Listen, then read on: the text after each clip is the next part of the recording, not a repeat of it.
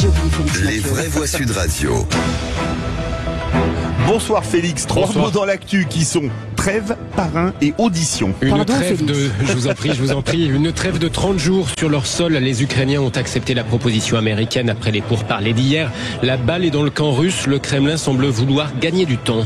L'Union européenne et la Chine promettent des mesures de rétorsion aux États-Unis, des droits de douane face aux taxes de 25% sur l'acier. Ce sera le grand débat des vraies voix dans quelques minutes sur Sud Radio. Avant ça, en Isère, cette fusillade sur l'autoroute A41, un ancien parrain du grand bandidisme italo-grenoblois abattu au volant par une voiture qui le doublait entre Grenoble et Chambéry. Et puis François Bayrou n'échappera pas à une audition sur l'affaire Betaram, c'est ce qu'annonce la commission d'enquête de l'Assemblée nationale. Les vraies voix Sud Radio. Il y a urgence à ne pas répondre apparemment au Kremlin aujourd'hui. Les autorités russes questionnées de toutes parts après le feu vert ukrainien à la proposition américaine d'une trêve de 30 jours en Ukraine. Oui, mais qu'en dit la Russie? Rien pour le moment. Pour gagner du temps, Moscou dit vouloir en parler de vive voix avec les États-Unis. Alors les présidents Trump et Poutine devraient donc se téléphoner très prochainement. Et dans l'hypothèse où les Russes n'accepteraient pas cette trêve, le président ukrainien Volodymyr Zelensky espère bien voir les États-Unis en tirer toutes les conséquences. Des mesures fortes envers la partie russe. Je crois comprendre que nous pouvons compter sur des mesures fortes. Je ne connais pas encore les détails, mais nous discutons de sanctions en conséquence, ainsi que du renforcement de l'Ukraine. Aujourd'hui, tout dépend de la volonté de la Russie. Un cessez-le-feu et le silence, ou bien la poursuite des massacres. Aujourd'hui, tout dépend de ce pays. À 100%. Car l'Amérique a été claire sur sa position, l'Ukraine a été claire sur sa position, sans interprétation possible, de façon très directe. Le président Zelensky, tout à l'heure avec la traduction de Matteo Lamblot pour Sud Radio, après ses rencontres ukraino-américaines hier en Arabie Saoudite. Pendant ce temps, en France, l'Assemblée nationale débattait cet après-midi de la question de savoir s'il faut ou non saisir les avoirs russes. Le gouvernement s'y oppose et sa porte-parole Sophie Primal l'a redit ce matin sur Sud Radio. On en reparle d'ailleurs dans l'info en plus des vraies voix vers 18h20. Mais à terme, cette question des avoirs russes pourrait aussi dépendre évidemment de la posture du Kremlin face à cette proposition de trêve donc de 30 jours en Ukraine. Oui, le Préjean, la géopolitique aujourd'hui a un impact sur l'industrie. Bien sûr, mais nous sommes ici dans le temple aujourd'hui de la liberté d'entreprendre et des gens qui sont à tous les niveaux de l'entreprise, mais qui bien ont proche bâti, du micro, bien près du micro, oui. mais qui ont bâti quelque chose et qui ont envie de bâtir quelque chose. Donc nous sommes vraiment à l'endroit où il faut et où les problèmes géopolitiques se posent ailleurs. Parce que les problèmes géopolitiques vont se poser sur le régalien d'abord. C'est-à-dire sur tout ce qui est réglementation, par exemple. Oui. Tout ce qui est industrie militaire, tout ce qui est industrie énergétique, quelle qu'elle soit. Donc c'est là-dessus que ça va commencer. Mais pour l'instant, je pense que nous n'avons pas, nous industriels qui sommes ici dans cette enceinte, nous n'avons pas le sentiment que nous allons être impliqués lourdement, immédiatement, par quelque chose qui va arriver des États-Unis. Nous n'avons pas ce sentiment.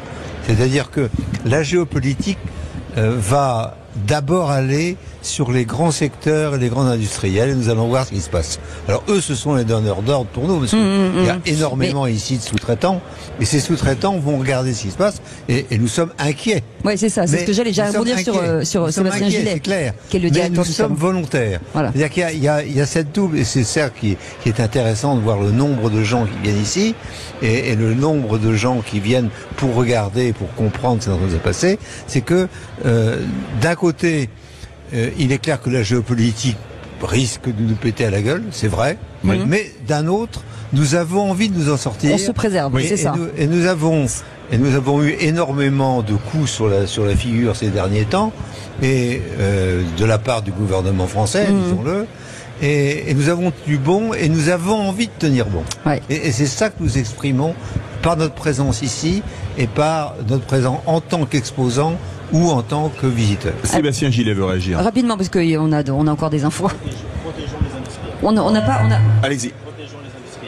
Protégeons les industriels, parce qu'on vous entendait pas. Non, c'est vrai. Ouais, protégeons les industriels. Je crois que ça va être le maître mot de cette édition. Donc j'entends ce que vous dites. En effet, il n'y a pas forcément d'inquiétude à l'instant T, mais il va falloir quand même les protéger et que l'Europe et la France se positionnent de manière beaucoup plus forte.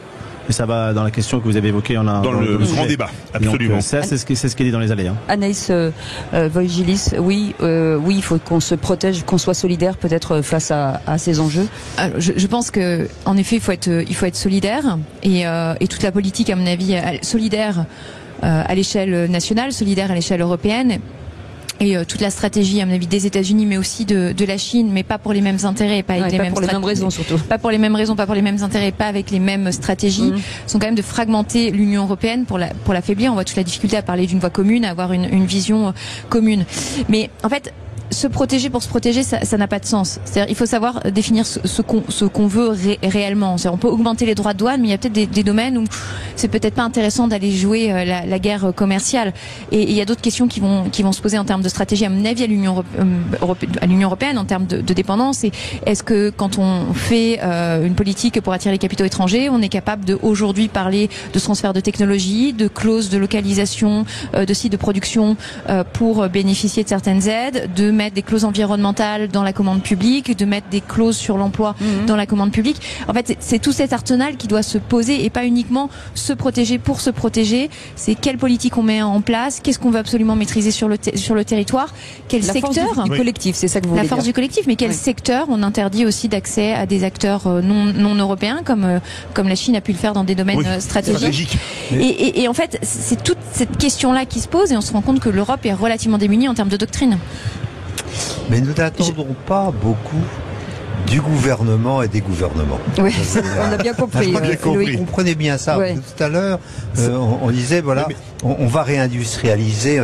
Les gens qui vont réindustrialiser, ce sont les industriels eux-mêmes qui ont des idées, qui ont la volonté de le faire et qui vont investir. C'est ça le sujet. On va en parler. On va en parler tout à l'heure. Allez, le deuxième mot, parrain, une figure du grand banditisme. Un Grenoblois abattu ce matin sur l'autoroute A41 en Isère. Jean-Pierre Maldera, parrain du milieu grenoblois des années 80-90, circulait ce matin dans le sens Grenoble-Chambéry au volant de sa BMW lorsqu'il a été fusillé depuis une voiture qui le dépassait.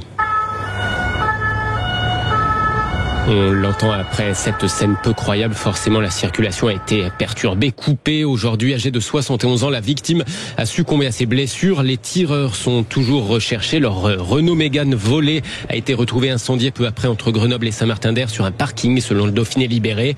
En tout cas, Jean-Pierre Maldera, connu pour avoir trempé dans des affaires de proxénétisme, de racket ou encore d'attaque à main armée, avait fait de la prison.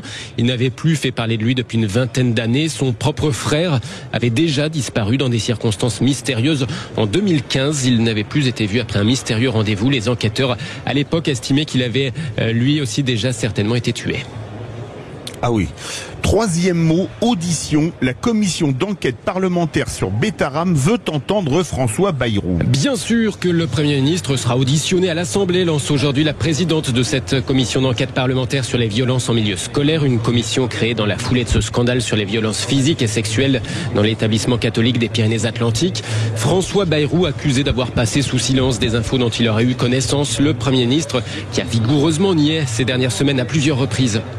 Vous voyez bien la mécanique du scandale qu'on cherche. La mécanique du scandale, c'est on dit des choses toujours plus insupportables les unes que les autres, toujours plus invraisemblables les unes que les autres.